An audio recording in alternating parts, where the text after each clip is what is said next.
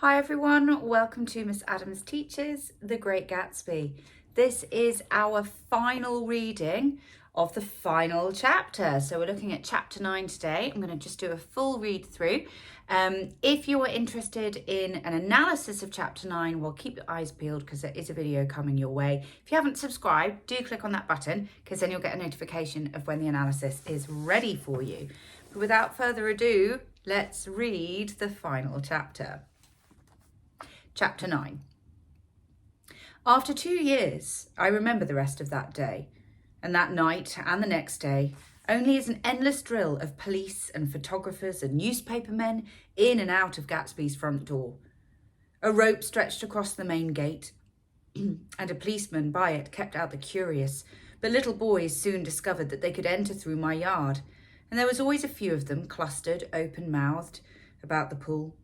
Someone with a positive manner, perhaps a detective, used the expression madman as he bent over Wilson's body that afternoon, and the adventitious authority of his voice set the key for the newspaper reports next morning. Most of those reports were a nightmare, grotesque, circumstantial, eager, and untrue. When Michaelis's testimony at the inquest brought to light Wilson's suspicions of his wife, I thought the whole tale would shortly be served up in racy pasquinade. But Catherine, who might have said anything, didn't say a word. She showed a surprising amount of character about it too, looked at the corner with determined eyes under that corrected brow of hers, and swore that her sister had never seen Gatsby, and that her sister was completely happy with her husband, that her sister had been into no mischief whatever. She convinced herself of it, and cried into her handkerchief, as if the very suggestion was more than she could endure. So Wilson was reduced to a man deranged by grief, in order that the case might remain in its simplest form, and it rested there. But all this part of it seemed remote and unessential. I found myself on Gatsby's side, and alone.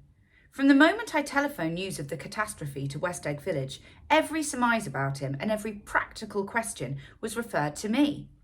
At first I was surprised and confused. Then, as he lay in his house and didn't move or breathe or speak hour upon hour, it grew upon me that I was responsible, because no one else was interested. Interested, I mean, with that intense personal interest to which everyone has some vague right at the end. I called up Daisy half an hour after we found him, called her instinctively and without hesitation. But she and Tom had gone away early that afternoon and taken baggage with them. Left no address? No. Say when they'd be back? No. Any idea where they are, how I could reach them? I don't know. Can't say. I wanted to get somebody for him. I wanted to go into the room where he lay and reassure him. I'll get somebody for you, Gatsby. Don't worry. Just trust me, and I'll get somebody for you. Meyer Wolfsheim's name wasn't in the phone book. The butler gave me his office address on Broadway, and I called information. But by the time I had the number, it was long after 5, and no one answered the phone. Will you ring again? I've rung 3 times. It's very important. Sorry, I'm afraid no one's there. I went back to the drawing room and thought for an instant that they were chance visitors, all these official people who suddenly filled it. But though they drew back the sheet and looked at Gatsby with shocked eyes, his protest continued in my brain. Look here, old sport, you've got to get somebody for me. You've got to try hard. I can't go through this alone.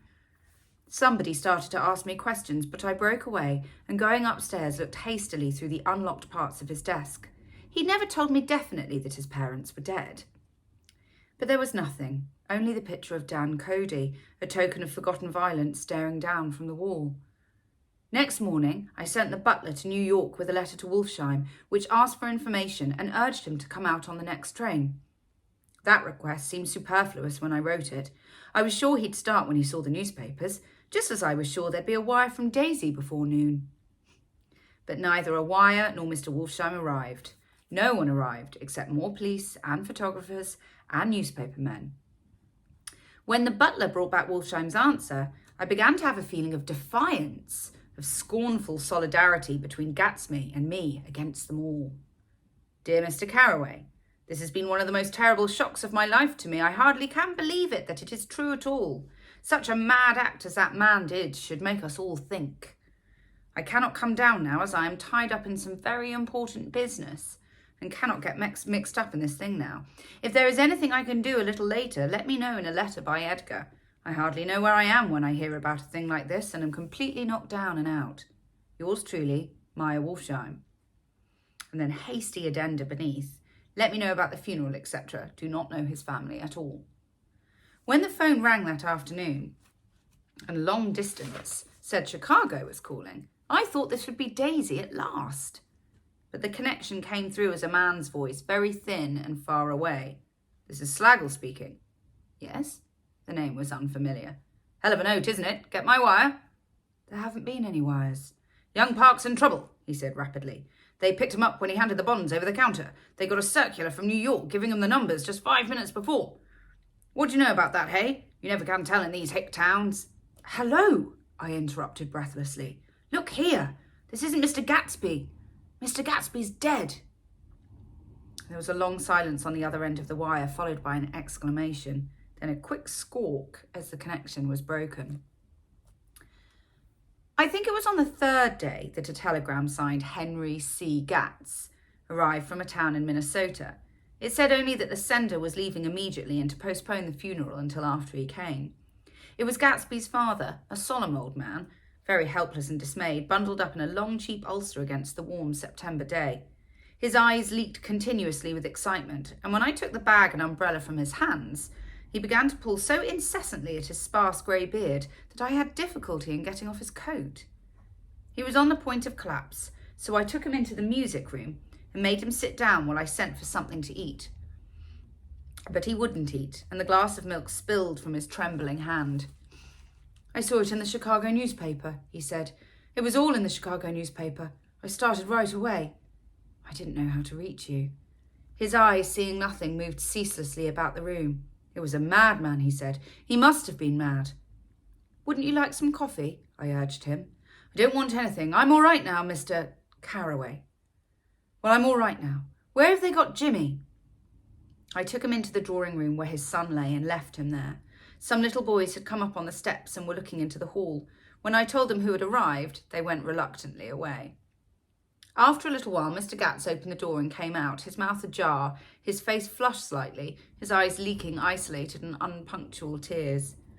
He had reached an age where death no longer has the quality of ghastly surprise, and when he looked around him now for the first time and saw the height and splendour of the hall and the great rooms opening out from it into other rooms, his grief began to be mixed with an awed pride. I helped him into a bedroom upstairs. While he took off his coat and vest, I told him that all arrangements had been deferred until he came. I didn't know what you'd want, Mr. Gatsby. Gatz is my name. Mr. Gatz. I thought you might want to take the body west. He shook his head. Jimmy always liked it better down east. He rose up to his position in the east. Were you a friend of my boys, Mr.? We were close friends. He had a big future before him, you know. He was only a young man, but he had a lot of brain power here. He touched his head impressively, and I nodded. If he'd have lived, he'd have been a great man, a man like James J. Hill. He'd have helped build up the country. That's true, I said, uncomfortably. He fumbled at the embroidered coverlet, trying to take it from the bed, and lay down stiffly, was instantly asleep. That night, an obviously frightened person called up and demanded to know who I was before he would give his name. This is Mr. Carraway, I said. Oh, he sounded relieved. This is Klipspringer. I was relieved too, for that seemed to promise another friend at Gatsby's grave. I didn't want it to be in the papers and draw a sightseeing crowd, so I'd been calling up a few people myself. They were hard to find. The funeral's tomorrow, I said. 3 o'clock here at the house. I wish you'd tell anybody who'd be interested. Oh, I will, he broke out hastily. Of course, I'm not likely to see anybody, but if I do... His tone made me suspicious. Of course you'll be there yourself. Well, I'll certainly try. What I called up about is... Wait a minute, I interrupted. How about saying you'll come? Well, the fact is, the truth of the matter is that I'm staying with some people up here in Greenwich, and they rather expect me to be with them tomorrow. In fact, there's a sort of picnic or something. Of course, I'll do my best to get away. I ejaculated an unrestrained, "Huh!" and he must have heard me, for he went on nervously. What I called up about was a pair of shoes I left there. I wondered if it'd be too much trouble to have the butler send them on. You see, they're tennis shoes, and I'm sort of helpless without them. My address is care of B.F. I didn't hear the rest of the name, because I hung up the receiver. After that, I felt a certain shame for Gatsby. One gentleman to whom I telephoned implied that he had got what he deserved. However, that was my fault, for he was one of those who used to sneer most bitterly at Gatsby on the courage of Gatsby's liquor, and I should have known better than to call him. The morning of the funeral, I went up to New York to see Meyer Wolfsheim. I couldn't seem to reach him any other way. The door that I pushed open, on the advice of an elevator boy, was marked the Swastika Holding Company, and at first there didn't seem to be anyone inside. But when I shouted "hello" several times in vain, an argument broke out behind a partition, and presently a lovely Jewess arrived at an interior door and scrutinised me with black hostile eyes. "Nobody's in," she said. "Mr. Wolfsheim's gone to Chicago." The first part of this was obviously untrue, for someone had begun to whistle the rosary tunelessly inside. "Please say that Mr. Carroway wants to see him." "Well, I can't get him back from Chicago, can I?" At this moment, a voice, unmistakably Wolfsheim's, called "Stella" from the other side of the door. "Leave your name on the desk," she said quickly. "I'll give it to him when he gets back." "But I know he's there." She took a step towards me and began to slide her hands indignantly up and down her hips. "You young men think you can force your way in here any time," she scolded. "We're getting sick and tired of it. When I say he's in Chicago, he's in Chicago." I mentioned Gatsby. "Oh," she looked at me over again. What was your name?" She vanished. In a moment, Meyer Wolfsheim stood solemnly in the doorway, holding out both hands. He drew me into his office, remarking in a reverent voice that it was a sad time for all of us, and offered me a cigar. "My memory goes back to when I first met him," he said. "A young major, just out of the army, and covered over with medals he got in the war. He was so hard up he had to keep on wearing his uniform, because he couldn't buy any regular clothes. First time I saw him was when he came into Weinbrenner's pool room at 43rd Street and asked for a job. He hadn't eaten anything for a couple of days. 'Come on, have some lunch with me,' I said. He ate more than $4 worth of food in half an hour." "Did you start him in business?" I inquired. "Start him? I made him." "Oh." "I raised him up out of nothing, right out of the gutter. I saw him right away. He was a fine-appearing, gentlemanly young man, and when he told me he was at Oxford, I knew I could use him good. I got him to join the American Legion, and he used to stand high there. Right off, he did work for a client of mine up to Albany. We were so thick like that in everything." He held up two bulbous fingers. "Always together." I wondered if this partnership had included the World Series transaction in 1919. "Now he's dead," I said after a moment. "You were his closest friend, so I know you'll want to come to his funeral this afternoon." "I'd like to come." "Well, come then." The hair in his nostrils quivered slightly, and he shook his head, his eyes filled with tears. "I can't do it. I can't get mixed up in it," he said. "There's nothing to get mixed up in. It's all over now. When a man gets killed, I never like to get mixed up in it in any way. I keep out. When I was a young man, it was different. If a friend of mine died, no matter how, I stuck with them to the end. You may think that's sentimental, but I mean it. To the bitter end." I saw that for some reason of his own, he was determined not to come, so I stood up. "Are you a college man?" he inquired suddenly. For a moment, I thought he was going to suggest a connection, but he only nodded and shook my hand. "Let us learn to show our friendship for a man when he is alive and not after he is dead," he suggested. After that, my own rule is to let everything alone. When I left his office, the sky had turned dark, and I got back to West Egg in a drizzle. After changing my clothes, I went next door and found Mr. Gatz walking up and down excitedly in the hall. His pride in his son and in his own son's possessions was continually increasing, and now he had something to show me. "Jimmy sent me this picture." He took out his wallet with trembling fingers. "Look there." It was a photograph of the house, cracked in the corners and dirty with many hands. He pointed out every detail to me eagerly. "Look there," and then sought admiration from my eyes. He had shown it so often that I think it was more real to him now than the house itself. Jimmy sent it to me.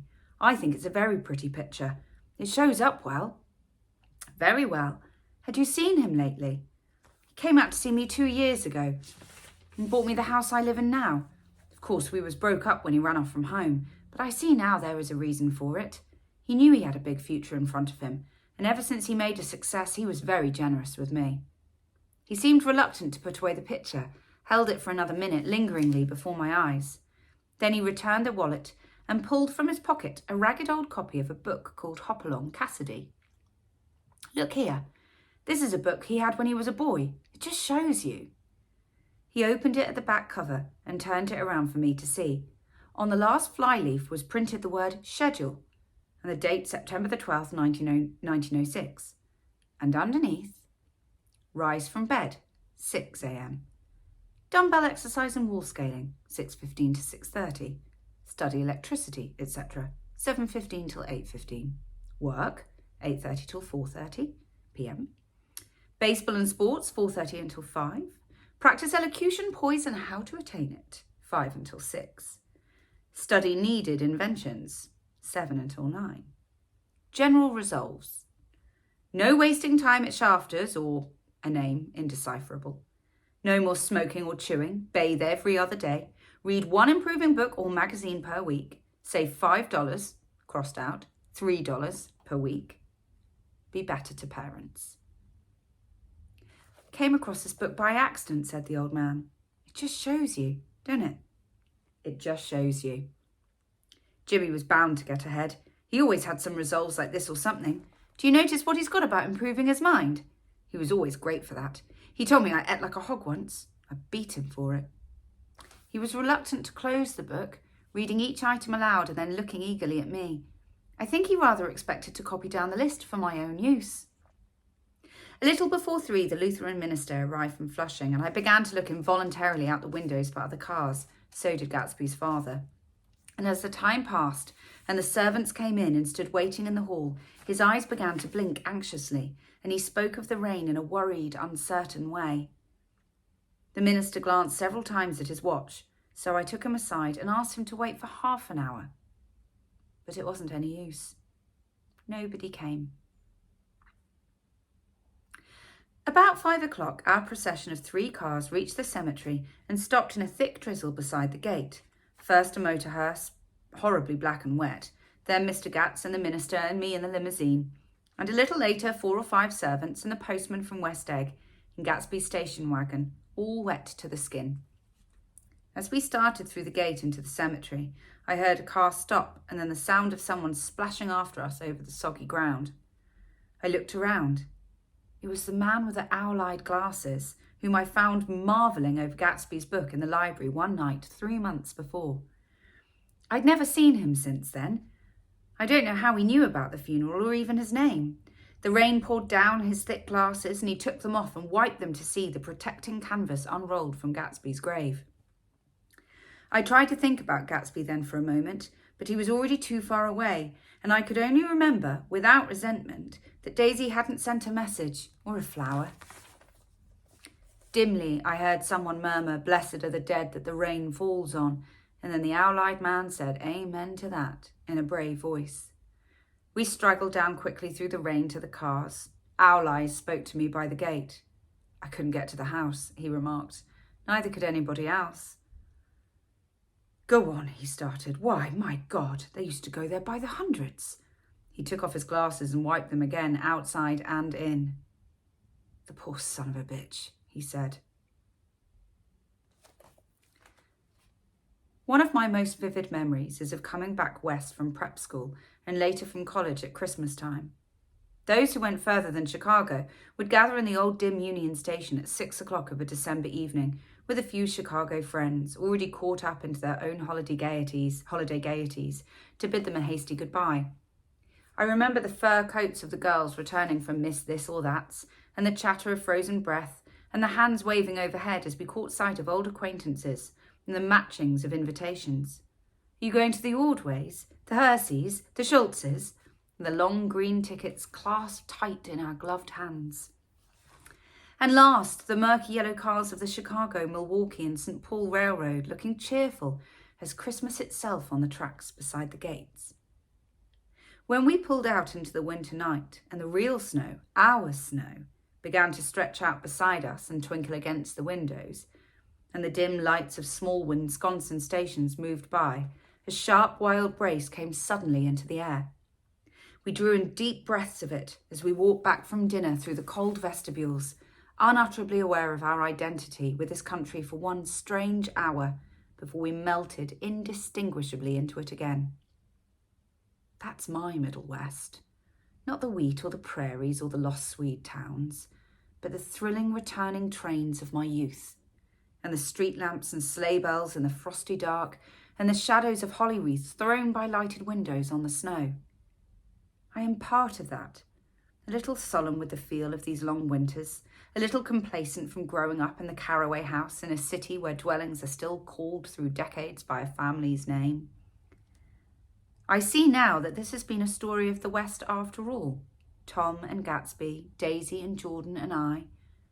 We're all Westerners, and perhaps we possess some deficiency in common which made us subtly unadaptable to Eastern life. Even when the East excited me most, even when I was most keenly aware of its superiority to the broad, sprawling, swollen towns beyond the Ohio, with the interminable inquisitions, which spared only the children and the very old, even then it had always for me a quality of distortion. West Egg, especially, still figures in my more fantastic dreams. I see it as a night scene by El Greco. 100 houses, at once conventional and grotesque, crouching under a sullen, overhanging sky and a lustreless moon. In the foreground, 4 solemn men in dress suits are walking along the sidewalk, with a stretcher on which lies a drunken woman in a white evening dress. Her hand, which dangles over the side, sparkles cold with jewels.